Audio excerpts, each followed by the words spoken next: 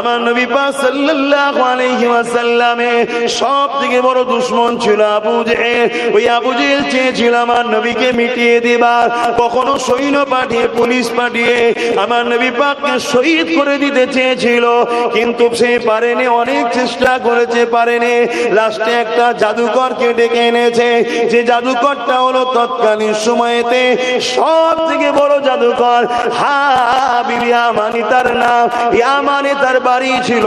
এমন করে আমার রাসূলুল্লাহকে পরাজিত করবে, জাদু করে হারিয়ে দেবে, এই আশা করে আমার নবী পাকের কাছে আবু জেহেল জাদুকরকে নিয়ে এসেছে। আর পূর্ণিমার চাঁদ, চৌদ্দই আকাশে চাঁদ উঠেছে, গোল চাঁদ উঠেছে।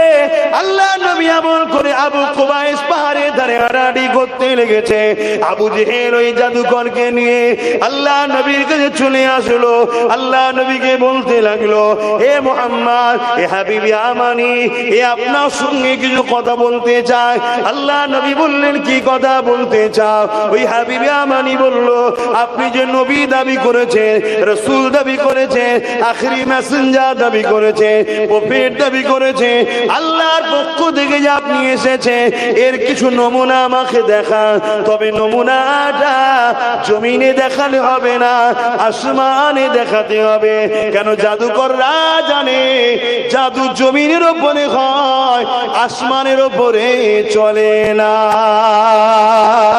আল্লাহ পাক আমাদেরকে যে ডিউটি দিয়েছে, ওই ডিউটি যদি আমরা পালন না করি, আল্লাহ পাকের দয়া তো আমাদের উপর থেকে উঠে যাবে, আল্লাহর সাহায্য তো আমাদের উপর থেকে উঠে যাবে।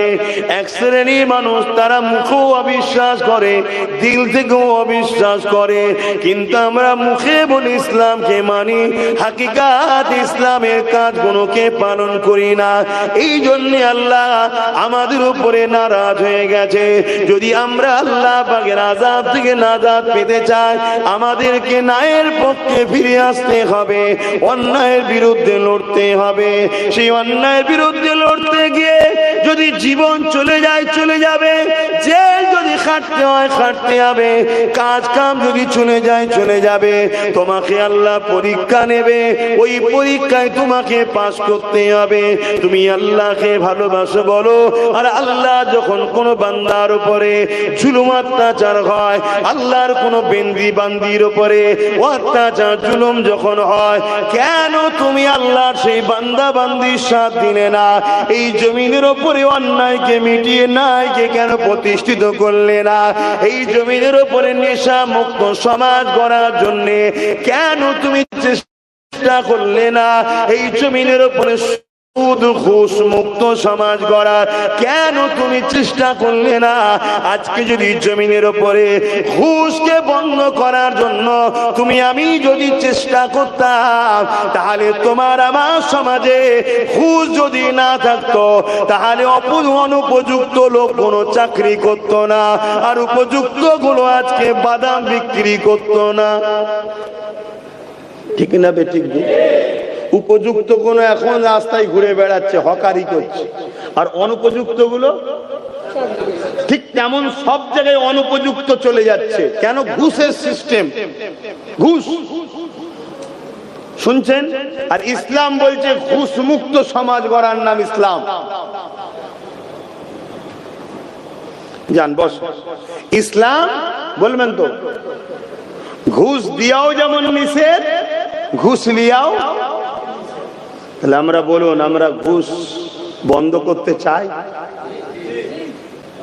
কোথায় করছি?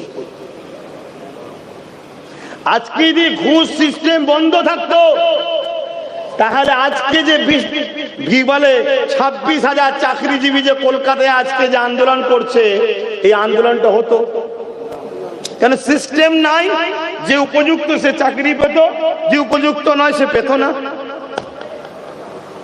আমার কথা বুঝছেন তো নাকি? আপনি ভাববেন আপনি এসেছেন হুজুরের ছেলে, নামাজ রোজার কথা বলবেন, এই চাকরি নিয়ে বলছেন কেন?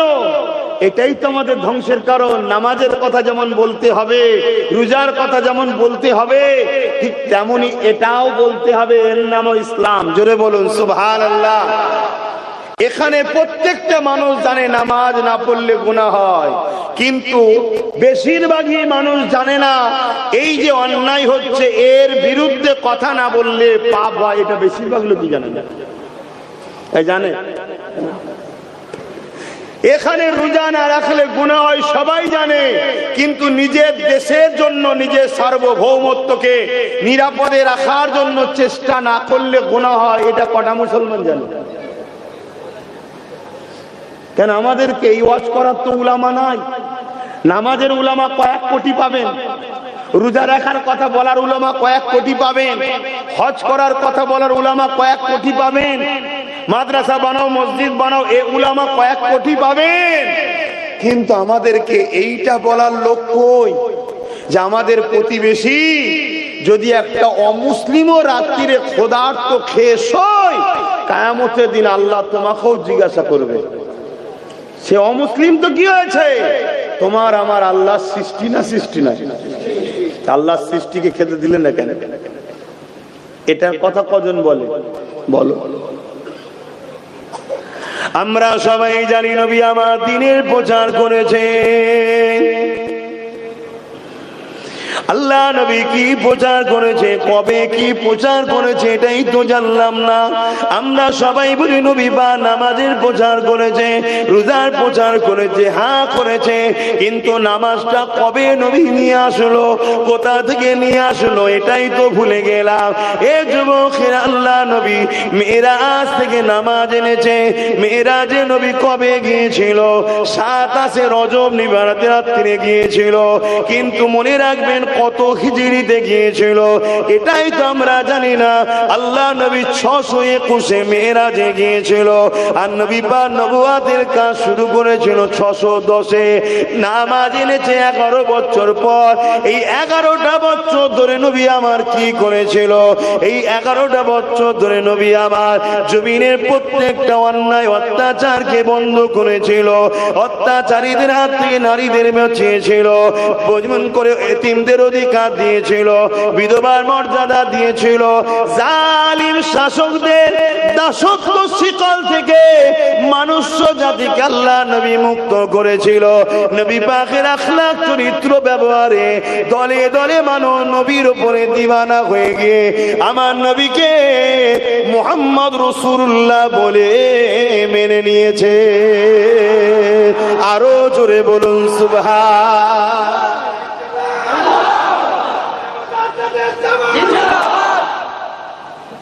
আর আজকে মুসলমান নাম সাইনবোর্ড, সাইনবোর্ডে মুসলমান অমুক মোল্লা, মুসলমান অমুক ইসলাম, মুসলমান অমুক। সে সমাজের নেতা হয়েছে, যত গরিবদের ঘরে চুরি করছে, পাক্কা চিটিংবাজ বদমাইশ, আর ওকে দেখে মিডিয়া প্রচার করছে দেখো ইসলাম কেমন। শুনছেন তো নাকি? আমার কথা কি কষ্ট হচ্ছে? ও ইসলাম নয়, ও ইসলামের দুশমন মুনাফিক। ও সেজেছে মুসলমানদের বদনাম করবে বলে। আজ কোথায় কিছু নয়, নারে তাকবীর আল্লাহু আকবার, মুসলমান সেজে নিরীহ মানুষদের উপরে হত্যা করছে, জুলুম করছে, AK-47 দিয়ে গুলি করছে। সমাজে করছে না, করে না? এগুলো সাজানো হয়েছে, এগুলো ইসলামের দুশমন রাষ্ট্রদের পরিকল্পিতভাবে ষড়যন্ত্র, যাতে করে এই গোটা 50 নকল মুসলমান দেখিয়ে ইসলামকে টিভিতে গাল দিয়া যায়, গোটা 10 নকল মুসলমান দেখিয়ে ইসলামের বিরুদ্ধে ঘন্টা খানেক প্রোগ্রাম করা যায়। শুনছেন তো নাকি? কেন হাজার হাজার বছর ধরে এরা, এদের পূর্বপুরুষরা সবাই মিলে চেষ্টা করেছে ইসলামের ভুল বার করার, কোরআনের ভুল বার করার, ইসলামকে মিটিয়ে দিবার। তারা মিটে গেছে। ইসলাম আজও পৃথিবীর বুকে সব থেকে দ্রুত নতুন করে মানুষ যে ধর্মে ঢুকছে সে ধর্মের নাম হলো ইসলাম। জোরে বলুন সুবহানাল্লাহ। আমেরিকা চেয়েছিল ইসলামকে মুছে দেবো, সুপার পাওয়ার, আজকের আমেরিকার থেকে সেদিনের আমেরিকার পাওয়ার আরো বেশি ছিল। এখন তো আমেরিকা এবার দুর্বলের দিকে যাচ্ছে। কেন? দাদাগিরি বেশি দিন চলে না, অন্যের হাতে চলে যায়। এখন যে আছে এই আমেরিকা এবার দুর্বলের দিকে যাচ্ছে। যখন ডাব্লিউ বুশ ছিল তখন আরো সুপার পাওয়ার ছিল। সেই ডাব্লিউ বুশ চেয়েছিল ইসলাম আমেরিকা থেকে মুছে দেবো। শুনছেন তো নাকি? যেমন আমার দেশেও কেউ কেউ এ স্বপ্ন দেখছে, কিছু কিছু বাইরে শোনা যাচ্ছে ইসলাম মুছে দেবো মানে ইনসাফ রাখবো না, ইনসানিয়াত রাখবো না, ধর্ষণ হবে, জুলুম হবে, খুন হবে, দাঙ্গা হবে, সন্ত্রাসী হবে, লুট হবে। এই সাম্রাজ্য তৈরি করতে চাইছে, যেটা অলরেডি হচ্ছে। তো যত দিন যাচ্ছে রেপ বাড়ছে, যত দিন যাচ্ছে দুর্নীতি বাড়ছে, যত দিন যাচ্ছে খুন বাড়ছে, যত দিন যাচ্ছে দেশের গরিবি বাড়ছে, যত দিন যাচ্ছে দেশ দেউলিয়া হচ্ছে। কেন? যারা দেশকে চালাতে চাইছে তারা ইসলাম মুক্ত করতে চাইছে। ইসলাম মুক্ত মানেই তো ধ্বংস হওয়া। শুনছেন তো নাকি? হ্যাঁ, আমরা তো আরবি শব্দটা দেখে অনেকে ভুল ব্যাখ্যা করছে। শব্দটা আরবি, বাংলা মানে কি? শান্তি, নিরাপদ, সভ্যতা, ইনসাফ, ইনসানিয়াত, সুসমাজ ব্যবস্থা, দুর্নীতি মুক্ত সমাজ ব্যবস্থা। শুনছেন তো নাকি? আর এগুলো ইসলামের একজন লোক যদি দাঁড়িয়ে থাকে ইমানদার, একজনই কিন্তু অন্যায়ের মোকাবেলায় কথা বলবে। শুনছেন? এজন্য জালিম শাসকরা কখনো ইসলামের মান্যওয়ালা প্রকৃত থাকুক এটা চাই না। তাই আমাদের যুব সমাজকে ইসলামের দুশ্মনরা মেলা দিয়েছে, খেলা দিয়েছে, গান ইসলামলে ভাবার সময় ওকে দিস না। আর আমাদের ওই ইয়ং জেনারেশন ভাবছে আমাদের আপন, সব হই হই করছে, হই হই করছে না। বাচ্চা যখন কাঁদে দেখবেন মা খেলনা ধরিয়ে দেয়, অরিজিনাল জিনিস আমাদের হাত থেকে কেড়ে নিয়েছে। আমরাই তো মূলত সমস্ত সমাজের মানুষের নিরাপত্তা আমরাই দেব, কিন্তু সেই জায়গা থেকে আমাদেরকে বার করে দিয়ে খেলনা ধরিয়ে দিয়েছে। আর আমরা খেলনা নিয়ে হই হই করছি, আর পুরো সমাজকে সন্ত্রাসরা লুটে যাচ্ছে, আমাদের খেয়ালই না।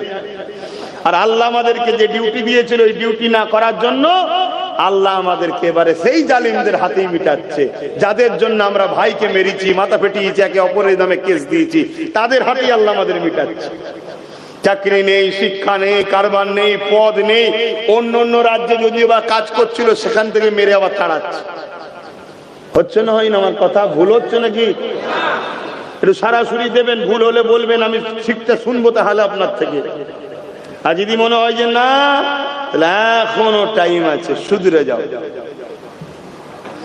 শুধরে গিয়ে সেই নেতা নেতৃত্ব মানো, যা নেতৃত্ব আকাশে চাঁদ মেনেছে, যা নেতৃত্ব সূর্য মেনেছে, যা নেতৃত্ব কুল কায়নাতে সবাই মেনেছে।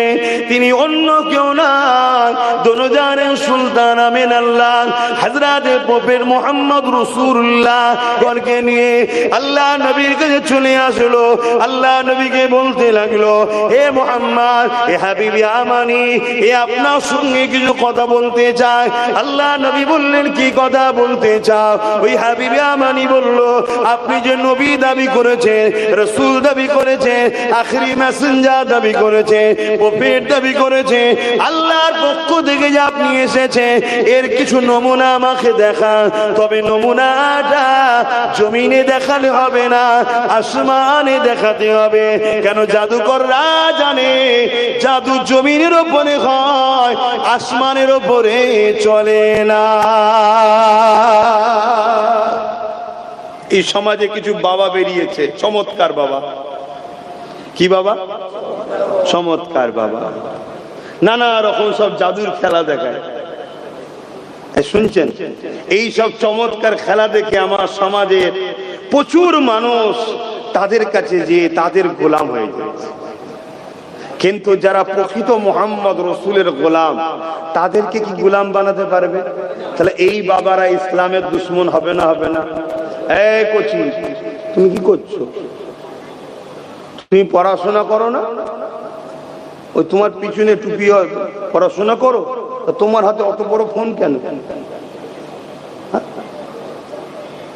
তোমার ছেলে ওটা তো, তুমি তোমার চিনা শোনালো, তোমার ছেলের হাতে ফোন কেন?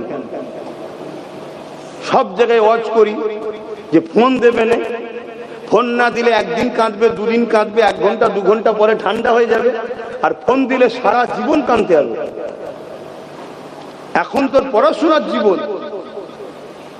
ছেলেগুলোকে এইভাবে নিজেরা বাপেরা ধ্বংস করো না, বাচ্চা কোন লাইফকে বাপ মা এভাবে নিজেরা ধ্বংস করো না। কি কম্পিটিশনের সময় চলছে দেখতে পাচ্ছ না? তোমরা বাচ্চাদের হাতে মোবাইল তুলে দিচ্ছ। তোমাদের উচিত বাচ্চাদের হাতে বই খাতা পেন তুলে দাও। তুমি কি করছো? মানে বসে বসে গালে হাত দিয়ে বদমাশি করতে এসছো। তোমাকেও আমি চিনি, ওই যে সাদা গেঞ্জির সামনে, হ্যাঁ দুষ্টুমি করবে না, ভালো করে এসেছো, ভালোবেসে বসে অশোন। শুনছেন তো ভাই কি কথা বলছিলাম? জাদু করো জানে, জাদু জমিনে চলে আসমানে চলে না। এত বড় বড় সব বাবা বেরিয়েছে নবীর বিরুদ্ধে বলছে, ইসলামের বিরুদ্ধে বলছে, আছে না? নাই, অনেক বাবা বেরিয়েছে ইসলামকে খতম করে দেবো, টেন্ডার নিয়েছে। ওই সব বাবাদেরকে বলি, একটা চুলকোনা মিটাতে পারবি? চুলকোনা পর্যন্ত না, শুনছেন তো নাকি? এমন একটা ফুসকুড়ি দেবে, ওই ফুসকুড়িটাকেই মিটাতে পারবি না। এ বাবা লেগেছে ইসলাম মিটাবো, আর এই সব ভণ্ড 2 নম্বরের পাল্লায় পড়ে আমাদের সমাজের ছেলেরা তারা হই হই করতে লেগেছে। একবারও ভাবছে না আমার বাচ্চার ভবিষ্যৎটা কি, আমার বাচ্চাটা কি আইপিএস অফিসার হবে, আমার বাচ্চাটা কি জজ হবে, আমার বাচ্চাটা কি ডাব্লিউবিসি অফিসার হবে, আমার বাচ্চাটা কি বড় নাম করে একটা উকিল হবে, ব্যারিস্টার হবে, আমার বাচ্চা কি এমএলএ এমপি হবে। একবারও ভাবেনি। 200 টাকা দাও আর হই হই করো, 200 টাকা দাও আর হই হই করো, আর তার সাথে রয়েছে ডেট এক্সপায়ার করা মদ খা। কোম্পানি এমনি ফেলে দিচ্ছে, নিয়ে চলে আয়, দে, খা আর হই হই করছে। আহা, এই যুব সমাজকে দেখে বড় দুঃখ লাগছে, যেদেরকে বুঝাবার কেউ নেই, আর এদেরকে কেউ বুঝাতে চাইলে এরা বুঝতেও চাইছে না। হাই হাই হাই, কারো যদি ভালো না চাও, নিজের তো কমসে কম লোক ভালো চাই নাকি? কিন্তু এদেরকে দেখে আফসোস হচ্ছে, এরা নিজেদের ভালোটা চাইছে না, নিজের তো একটা ভালো চাই মানুষ। তা হাবিবে আমানি আমার রাসূল পাক সাল্লাল্লাহু আলাইহি সাল্লামকে জিজ্ঞাসা করছে যে আসমানে কিছু করে দেখাও। এই শুনছো যুবকরা, আল্লাহ তোমাকে কোন নবীর উম্মত করেছে? আল্লাহ তোমাকে বলেছে মুহাম্মদ রাসূলের নেতৃত্ব মানো, আর তুমি মুহাম্মদ রাসূল ছেড়ে দিয়ে গেঁজাখোর, মাতাল, বদমাইশ, চোর, লম্পটের নেতৃত্ব মানছো। তো তোমার উপরে খোদার মার হবে না তো কার উপরে হবে? তুমি কে? তুমি নিজেকে ভুলে গেলে? তুমি নিজেকে চিনতে পারছো না? তুমি কার পেছনে ঘুরছো? সামান্য একটু ভিক্ষার জন্য এই ভিখারিটা তুমি হলে কেন? বল, এই ভিখারিটা হলে কেন? আজকে যাদেরকে আমরা দেখছি পৃথিবী বিখ্যাত বিখ্যাত ধনী, তাদের লাইফ স্টাইল কখনো করে দেখেছো? তারা জন্মগত ধনী কেউ হয়ে জন্মায়নি, সব গরিবই ছিল। কেউ বোম্বাই 500 টাকা দিয়ে বাদাম বিক্রি করত, আজকে সে পুরো বোম্বাইকে কিনার তার পয়সা আছে। তুমি গরিব হলে কেন? আল্লাহ তোমাকে বলেছে না চেষ্টা করো, তুমি চেষ্টা করেছো? চেষ্টার জন্য কখনো ভেবেছো তোমার চেষ্টার রাস্তা কোথায়? তোমার চেষ্টার রাস্তা হলো যে মুহাম্মদ সাল্লাল্লাহু আলাইহি ওয়াসাল্লাম সবথেকে গরিব, সবথেকে পিছিয়ে পড়া, সবথেকে অসহায়, সবথেকে বিমার, সবথেকে পিছিয়ে পড়া মদিনা শরীফকে পৃথিবীর সবথেকে শ্রেষ্ঠ টপে আজকের দিন পর্যন্ত পৌঁছে দিয়েছে। সেই নবীকে তোমার ফলো করে বিজনেস, অর্থনীতি নিয়ে তোমার ভাবা দরকার ছিল। জোরে বলুন সুবহানাল্লাহ। কখনো তুমি তোমার নবীর অর্থনীতি নিয়ে পড়েছো? বলো। আর আমরা যদি তোমার নবীর অর্থনীতি বুঝাতে চাই, তোমাদের তো সময় নাই যে হুজুরকে ডেকেছি, হুজুর না আমার কথা বলবে, সেই ঘুরিয়ে ফিরে একটাই কথা। এই নামাজ পড়তে হয় জানো না? জানো না? কিন্তু নামাজ পড়েও কবুল হচ্ছে না 90% লোকে। শুনছো 90%? আজকের তারিখে বলছি, কালকে তো 100%ই কবুল হবে না। এই জীবনে হুজুরটা আবার কি বলছে? আমি কে বলার বাপ? মুখ তো আমার, কথা আমার তো নয়। শরিয়ত কি আমার বাপের নাকি আমার কথা চলবে? শরিয়ত তো আমিনার লালের। আল্লাহ নবী বলেছেন আখেরি জামানায় মসজিদ ভর্তি লোক থাকবে, একটা লোক ইমানদার থাকবে না। নামাজ হওয়া তো দূরের কথা, একটা লোক ইমানদার থাকবে না। শুনছেন? আমি অনেক চিন্তা করে দেখেছি যে কেন কেন আল্লাহ নবী বললেন অন্যায় দেখলে হাত দিয়ে রাখো। মন দিয়ে শুনবেন, অন্যায় দেখলে হাত দিয়ে রাখো। যদি হাতে ক্ষমতা না থাকে, অন্যায় দেখলে মুখ দিয়ে প্রতিবাদ করো। যদি প্রতিবাদ করার ক্ষমতা না থাকে, অন্যায়কে ঘৃণা করে দূরে সরে যাও। এই তিনটের মধ্যে কোনোটা যদি না থাকে, আল্লাহ নবী বলছেন তার মধ্যে ঈমান নাই। শুনছেন? আজ লাখো কোটি মুসলমান অন্যায় দেখছে হাত দিয়ে রোখে নে, অন্যায় দেখছে মুখ দিয়ে প্রতিবাদও করে নে, অন্যায় দেখছে দিল থেকে ঘৃণা করে নে। উপরন্তু অন্যায়কারীদের সঙ্গে সামান্য এক কাপ চায়ের বিনিময়ে তাদের হ্যাঁ হ্যাঁ বলতে লেগেছে, তাদের গা মিলিয়ে চলতে লেগেছে। নবী পাকের হাদিস হলো অন্যায় দেখলে হাত দিয়ে রাখো। যদি হাত দিয়ে রুখতে না পারো, মুখ দিয়ে প্রতিবাদ করো। যদি মুখ দিয়ে প্রতিবাদ না করতে পারো, ঘৃণা করে সরে যাও। আজ আমরা কি দেখলাম এই সমাজের মধ্যে? যারা আমাদের বেটিদের ইজ্জতকে লোটে, আর যারা ইজ্জত লোটে ওই আসামিদেরকে বাঁচাবার জন্য, যারা এমন করে জামিনদার হয়ে দাঁড়িয়ে যায়, ঢাল হয়ে দাঁড়িয়ে যায়, আমরা ওই অসহায় বেটির পক্ষে না দাঁড়িয়ে ওই জালিম অত্যাচারীদের পক্ষপাতিত্ব আমরা নিই। এই অন্যায়ের বিরোধী না করে, এই অন্যায়কে মিটাবার স্বপ্ন না দেখে, এই অন্যায়ের বিরুদ্ধে না বলে, এই অন্যায়কে ঘৃণা করে না থেকে, এই অন্যায় যারা করেছে তাদেরকে যারা বাঁচাতে চায়, সেই জালিমদের সঙ্গে আমরা মিশে থাকি না? থাকি না? শুনছেন? ভুল হতে পারে মানুষের, যদি আমরা ধরিয়ে না দিই আপনি তো ধ্বংস হয়ে যাবেন। আমি ওয়াজ করব না আওয়াজ করব? কোনটা? ওয়াজ করব না আওয়াজ করব? কোনটা? হ্যাঁ, ওয়াজ আলাদা জিনিস, আওয়াজ আলাদা জিনিস। আপনারা ওয়াজ শুনছেন না আওয়াজ শুনছেন?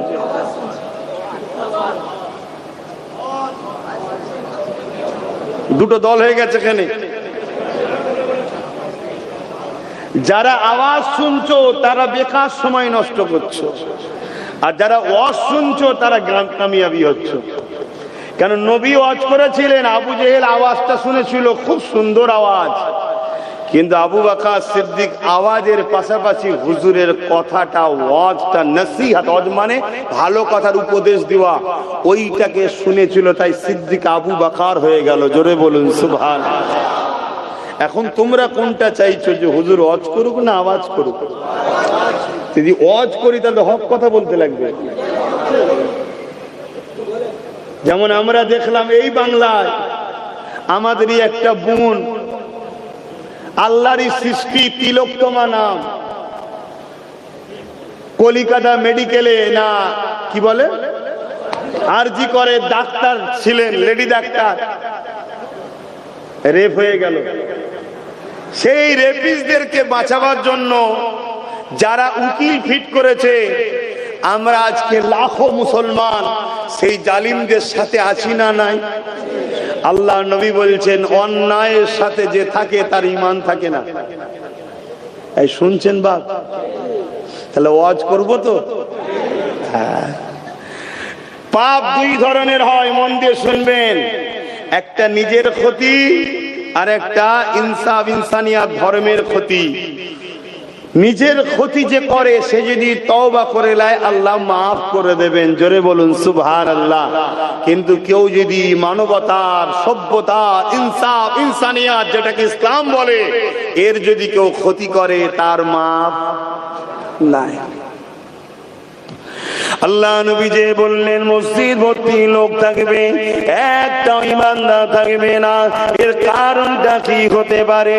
এ যুবকেরা, তরুণেরা, বাপেরা, তারা হয়তো অন্যায় করেনি, নামাজ পড়ে, তারা হয়তো অন্যায় করে না, রোজা রাখে, তারা হয়তো অন্যায় করে না, দান খায়রাত করে, কিন্তু তাদেরই ভুলের কারণে এই সমাজে আবু জেহেল মাথায় উঠে যায়, তাদেরই ভুলের কারণে এই সমাজের এজিদ মাথায় উঠে যায়, তাদেরই ভুলের কারণে এই সমাজের উদবারা মাথায় উঠে যায়। আর তারা মাথায় উঠে গিয়ে ক্ষমতার জোরে ওয়াকাফ কালা কানুন তৈরি করে মসজিদকে মিটিয়ে দিতে চাইছে, মাদ্রাসাকে মিটিয়ে দিতে চাইছে, দ্বীন ইসলামের ঐতিহ্যকে মিটিয়ে দিতে চাইছে। ভেবে দেখুন, যারা মসজিদকে মিটায় আর মিটাবারকারীদেরকে যদি সহযোগিতা করি, তাহলে আমাদের ঈমানটা থাকে কেমন করে? মাদ্রাসাকে যারা মিটাতে চায় তাদেরকে যদি আমরা সহযোগিতা করি, তাহলে আমাদের ঈমানটা থাকে কি করে? এ যুবকেরা, তরুণীরা, বাপেরা, এই মনে রাখবে, নিজের মধ্যে একটু দেখুন। আমি ডাইরেক্ট যদি ভুল নাও করি, ইনডাইরেক্ট যারা ভুল করছে তাদেরকেই তো আমি শক্তিশালী করেছি, তাদেরকে ভুল করার পাওয়ার তো আমি দিয়েছি। এই আল্লাহ নবী জানিয়ে দিলেন, অন্যায় দেখলে হাত দিয়ে রাখো, যদি হাতে ক্ষমতা না থাকে মুখ দিয়ে প্রতিবাদ করো, যদি মুখে ক্ষমতা না থাকে অন্তরে ঘৃণা করে দূরে সরে যাও। যদি তিনটের মধ্যে কোনোটা তোমার মধ্যে না থাকে, অর্থাৎ অন্যায় রয়েছে, হাত দিয়ে রুখতে পারো না, দ্বিতীয় নম্বর মুখ দিয়ে প্রতিবাদ করো কিন্তু মুখেও প্রতিবাদ করতে পারো না, তিন নম্বর হলো অন্তরে ঘৃণা করো, ঘৃণাও করতে পারলে না, উপরন্তু অন্যায়ের পক্ষে দাঁড়িয়ে গেলে, মনে রাখবে আল্লাহ নবী জানিয়ে দিল তার মধ্যে ঈমান নাই। এটা আমার আব্বার কথা নয়, রাসূলুল্লাহর কথা। হতে পারে সে দাড়িওয়ালা, টুপিওয়ালা, নামাজি, রোজাদার, সে বেঈমান, বেঈমানের কোনো ভালো কাজ আল্লাহ পাক নেবেন না। তাই দুনিয়ার জমিনে আমরা মার খাচ্ছি, মুসলমান দেখছি, হাকিকাতে কটা ইমানদার মুসলমান মার খাচ্ছে আর কটা মুনাফিক মার খাচ্ছে, এটাও তো বোঝা বড় মুশকিল। তাহলে ওয়াজ করি? হ্যাঁ, ওয়াজ করছি আমি, মনে রাখবেন। হ্যাঁ, এখনো সময় আছে। যদি ক্ষমতা থাকে হাতে রোখো, দেখছি একা পারবো না, মুখ দে তাও পারবো না, অন্তরে ঘৃণা করে, এটা তো আল্লাহ জানছে, সব সরে যাও। তুমি তা না করে সেই জালিমদের পক্ষপাতিত্ব এখনো। হ্যাঁ,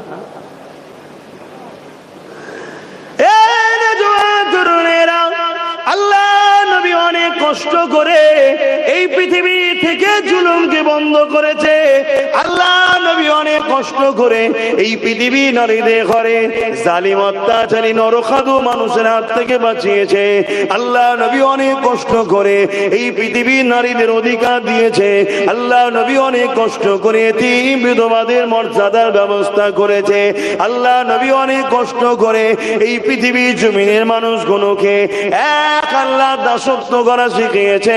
আল্লাহ নবী অনেক কষ্ট করে এই পৃথিবীর জমিনে না ইনসাফ, ইনসানিয়াত প্রতিষ্ঠিত করেছে। আজ সেই নবীর উম্মত দাবি করে আমরাই তো ইনসাফের বিরুদ্ধে, আমরাই তো ন্যায়ের বিরুদ্ধে, আমরাই তো নারীদের অধিকারের পক্ষে নয়, আমরাই তো গরিবদের ঘরে জুলুম করার, যারা জুলুম করে তাদের পক্ষে। তাহলে বলুন তো আমার আল্লাহ পাক আমাদেরকে কেন সাহায্য করবে? মনে রাখবেন, ইসলাম ছিল, আছে, থাকবে। ইসলামকে কোনো মা এমন সন্তান জন্ম দিতে পারেনি ইসলামকে মিটিয়ে দিতে পারে, কেননা ইতিহাস বলতে লেগেছে আর যারা ইসলামকে মিটাতে লেগেছে এদের থেকে বড় বড় তাগুতি শক্তি যারা ছিল তারাও ইসলামকে মিটাতে চেয়েছে। আল্লাহ তাদের সঙ্গে দুই ধরনের ব্যবহার করেছে, হয় তাদেরকে মিটিয়ে দিয়েছে, না হয় তাদেরকেই আল্লাহ ইসলামের খাদেম বানিয়ে দিয়েছে। পৃথিবীর রাজা ছিল নমরুদ, ইসলামকে মেটাতে চেয়েছিল। আর আমাদের অনেকের ধারণা হলো ইসলাম নাকি 1500 বছরের। এটা আবার একটা ভুল ধারণা আমাদের মধ্যে আছে, ইসলাম 1500 বছরের না রে, ইসলাম 1500 বছরের না, ইসলাম তো বাপ আদম মা হাওয়া থেকে শুরু। জোরে বলুন সুবহানাল্লাহ। যেখানে পৃথিবীতে 3টে মানুষ ছিল না, দুজনেই ছিলেন ইসলামের অনুসারী, সেদিন থেকে ইসলাম। কিন্তু আজকে আমরা বড় দুঃখের সাথে বলতে হয়, টিভিতে একদল মানুষ ডিবেটে বসে পাগলা কুকুরের মতো কি যে বকে আল্লাহ ভালো জানে, আর কুকুরই ভালো জানে, আমি কি করে বলি বলেন না। দিন রাত বকে যাচ্ছে, 1500 করে যাচ্ছে। আরে মাথা মুটা পাগল, জানিস না যে জিনিস ভালো তাহলে জান। 1500 বছর আগে ইসলামের শেষ মেসেজ দাতা এসেছে, শেষ রসুল এসেছে, শেষ প্রফেট এসেছে। এর আগে আরো 1,72,24,000 নবী রসুল এসেছে। জোরে বলুন সুবহানাল্লাহ। এবং যিনি